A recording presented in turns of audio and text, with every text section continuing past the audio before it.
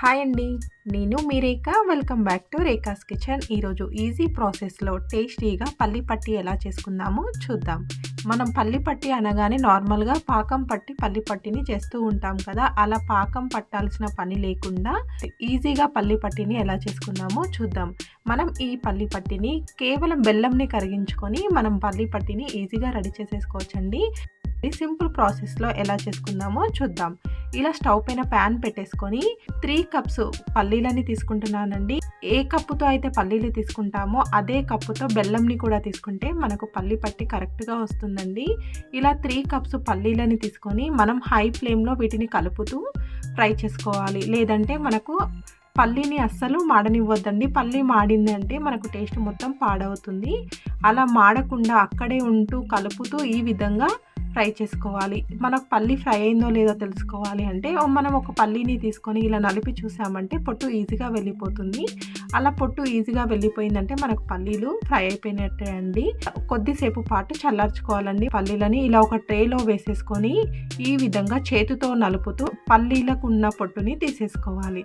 మనకు పల్లి కరెక్ట్గా వేగింది అంటే చూసారు కదా, పొట్టు ఇలా నలపగానే వచ్చేస్తుందండి. ఈ విధంగా పల్లీలో నుండి పొట్టు మొత్తం పోవాలండి. ఇలా రెడీ చేసుకున్న పల్లీలని కొన్నిగా మిక్సీ జార్లో వేసుకొని మిక్సీ చేసుకోవాలి. మనకు మరీ మెత్తగా పౌడర్ లాగా మిక్సీ చేయొద్దండి. మనకు పల్లీలు చిన్న పీసెస్ అయ్యేలాగా మిక్సీ చేసుకుంటే సరిపోతుంది. చూసారు కదా, ఈ విధంగా మిక్సీ చేసేసుకొని మరీ సాఫ్ట్గా చేసామంటే మనకు ముద్దలాగా అవుతుందండి.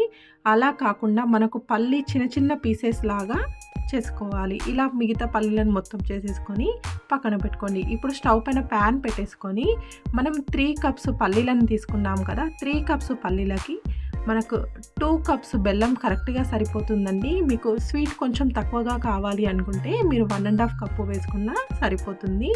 ఈ విధంగా 2 కప్పుల బెల్లంని వేసుకొని కేవలం 2 స్పూన్స్ వాటర్ని వేసేసుకొని బెల్లంని కరిగించుకోవాలి. ఇలా 2 టీ స్పూన్స్ వాటర్ వేయడం వలన మనకు బెల్లం ఈజీగా కరిగిపోతుందండి. బెల్లం అడుగంటకుండా కలుపుతూ కరిగించుకోవాలి. మనం ఈ బెల్లంని తీగ పాకం కానీ జిగురు పాకం కానీ చేసుకోవాల్సిన అవసరం లేదండి. కేవలం బెల్లం కరిగితే సరిపోతుంది. అడుగు మాడిపోకుండా చూసుకోవాలి.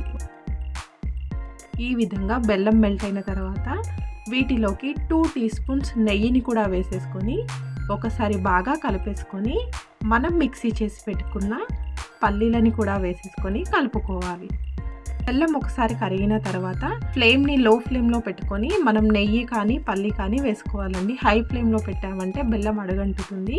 చూసారు కదా, ఇలా నెయ్యి కూడా వేసేసుకొని మనం మిక్సీ చేసి పెట్టుకున్న పల్లీని వేసేసుకొని బెల్లంలో కలిసేలాగా కలుపుకోవాలి. మనం ఇలా పల్లి వేసేసి ఒక 2 మినిట్స్ లో ఫ్లేమ్లో కుక్ చేసుకున్నామంటే మనకు పల్లి పట్టి రెడీ అయిపోతుందండి. మనం ఈ పల్లి పట్టిని వేడిగా ఉన్నప్పుడే ట్రేలో వేసేసుకొని సెట్ చేసుకోవాలండి. లేదంటే గట్టిగా అయిన తర్వాత మనకు సరిగ్గా స్ప్రెడ్ అవ్వదు. ఈ విధంగా ఫ్రై అయిన తర్వాత స్టవ్ ఆఫ్ చేసుకొని మనం ఇప్పుడు ఈ పల్లి పట్టిని ఒక ట్రేలో వేసేసుకొని మనకు ఈక్వల్గా ఉండేలాగా స్ప్రెడ్ చేసుకోవాలి కదా. వేడిగా ఉన్నప్పుడే వెంటనే ట్రేలోకి మార్చేసుకొని ఈ విధంగా ఫాస్ట్గా చేసుకోవాలండి. మనకు చల్లగా అయిన తర్వాత సరిగ్గా స్ప్రెడ్ అవ్వదు. ఇట్లా వేడిగా ఉన్నప్పుడే స్ప్రెడ్ చేసామంటే ఈజీగా స్ప్రెడ్ అయిపోతుంది. ఈ విధంగా పల్లి పట్టిని మొత్తం సెట్ చేసుకొని 1/2 టీ స్పూన్ నెయ్యిని కూడా ఈ విధంగా అప్లై చేసుకోవాలి. ఇలా నెయ్యిని అప్లై చేసుకోవడం వలన మనకు తినేటప్పుడు నెయ్యి ఫ్లేవర్తో చాలా బాగుంటుందండి. మీకు నచ్చదు అనుకుంటే మీరు నెయ్యిని స్కిప్ చేసుకోవచ్చు. వేడిగా ఉన్నప్పుడే మనకు కావాల్సిన సైజులో ఘాట్లు పెట్టేసుకోవాలి.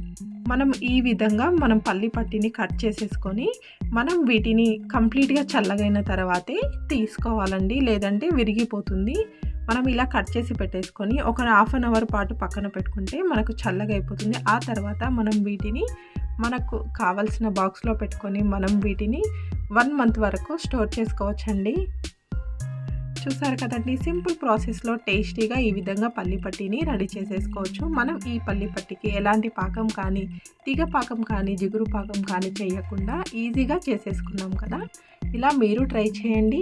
ఈ వీడియో కనుక మీకు నచ్చితే లైక్ చేయండి, అలాగే షేర్ చేయండి. మరికొన్ని కొత్త రెసిపీస్ కోసం రేఖాస్ కిచెన్ని సబ్స్క్రైబ్ చేసుకోండి. Thank you for watching.